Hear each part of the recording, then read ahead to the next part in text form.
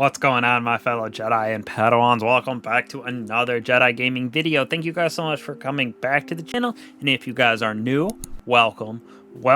As you can see, we are back on our Warlock for another beautiful Arc 3.0 build, this time a beauty of a super spam with an unexpected chess piece, not the Mantle of Battle Harmony, but the Stormdancer's Brace. This is a great chess piece for our Stormcaller, and it builds on a little extra damage than our other chess pieces with this build. So starting out with our aspects, fragments, and abilities here, we're running Storm Trance for that beauty pairing with our chess piece. For me, I'm running our Healing Rift with Strafe Glide and our Ball Lightning, so when we are amplified, this detonates, causing a nice little lightning strike, and it has a pretty sweet range on it. Then I'm running Storm Grenades just because I love how it clears our ads, and we have that aspect on down below in our fragments that give us that lingering extended time on Storm Grenades. Now for our two aspects, we got our Arc Souls, so when we throw down our Healing Rift, we're gonna have our Arc Souls proc that count as ability kills, so hopefully creating Ionic Traces for us when they get that final defeat, as well as when we're amplified, they are at an increased fire rate. For our second aspect, we got Electrostatic Mine, so like I said, defeating targets with our arc abilities and our melee, grenade, or our arc souls, or defeating jolted or blinded targets create Ionic Traces, which that in turns gives us back our arc ability energy even faster, creating that just positive feedback loop of getting abilities back to create more Ionic Traces, which give us abilities back in turn.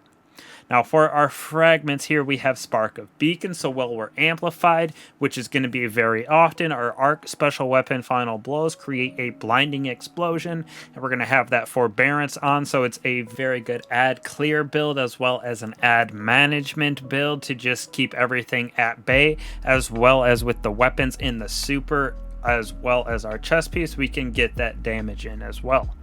Now for our second fragment here, we have Spark of Ion, so defeating jolted targets create Ionic Traces, just another way for Ionic Traces to be produced. Next off, like I said, we have Spark of Magnitude, which creates that longer effect for our Storm Grenade, just being able to have that potential of wiping out more enemies, giving us more Ionic Traces.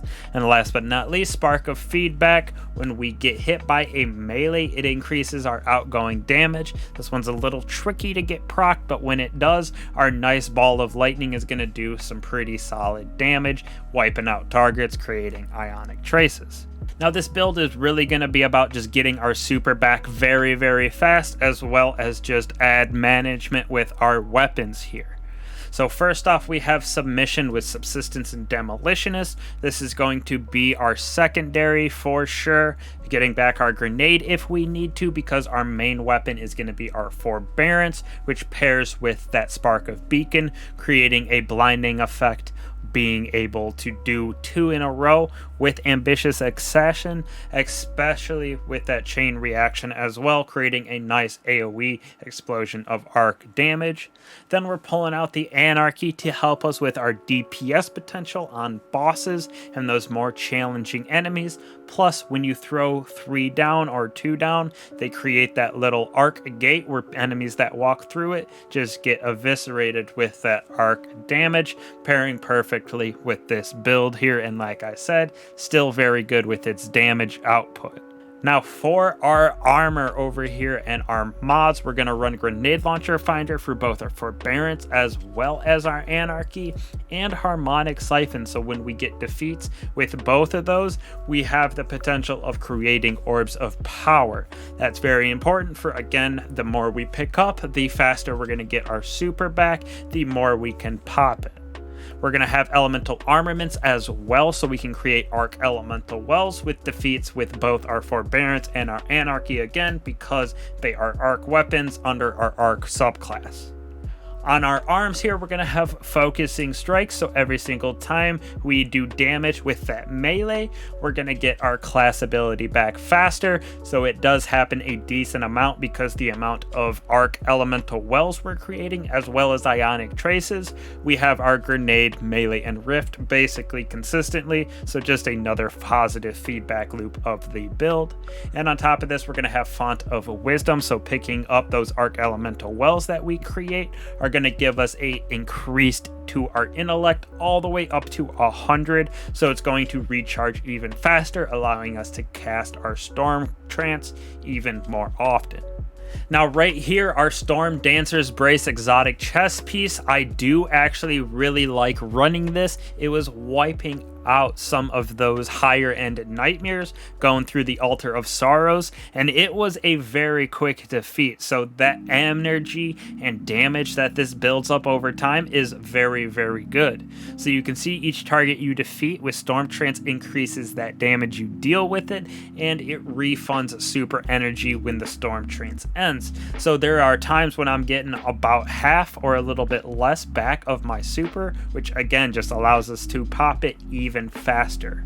We're going to run elemental ordnance on this, so when we get defeats with those storm grenades, we're again going to create elemental wells in the arc variety. So when we pick those up, we're going to get that Font of Wisdom to proc, get our intellect all the way up to 100 for this build, as well as grenade launcher reserves for our anarchy and for barons. On our legs here, elemental light to create more arc elemental wells when we get defeats in our super, and since we're going to have our super up very consistently, this is a very good way to get those elemental wells all over the place. We're going to have grenade launcher holsters, so when we're using for barons, anarchy reloads itself, and when we're using anarchy for barons, reloads itself. So it's a nice little ability to be able to just shoot grenades consistently inside of this build.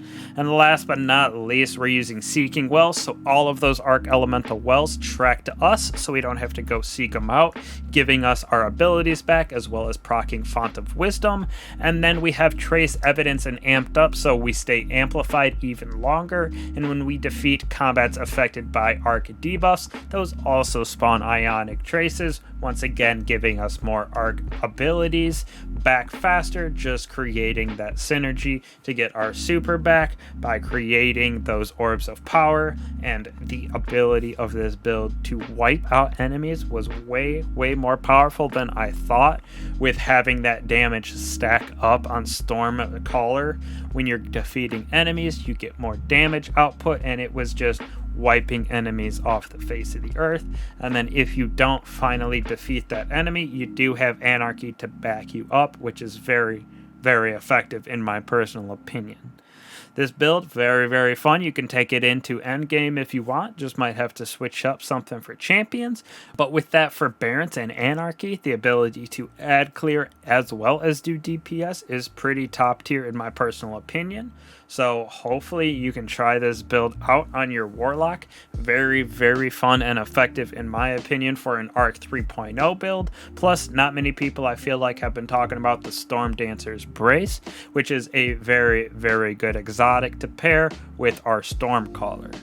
So thank you guys so much again for that support and watching the videos lately. Hopefully this caught your eye and you enjoy this build. So I'll catch you guys in the next one. Thank you guys again. Peace.